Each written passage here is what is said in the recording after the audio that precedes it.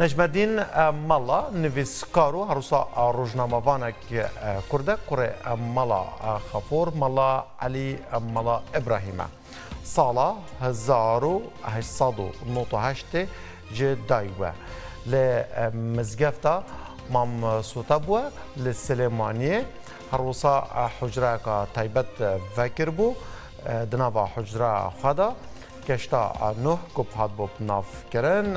هروسا اوی پرتوکخانه دامز رانده بو هروسا دنوا حجره خدا نزدیکی 7000 کسان اوی فری خواندنه کر بو هروسا نجمدین مالا به دستن خواه به دست خطای خواه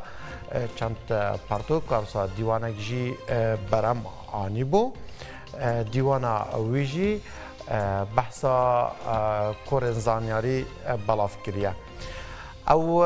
وکه به درمان سازه که آنکو به درمان کردی تات ناس کرنو تات بناف کرن روژا 23 ماه 4 یا 1962 هر دنوا حجره خدا کوچا داویه کر لچه ازمر لباجار سلیمانیه اف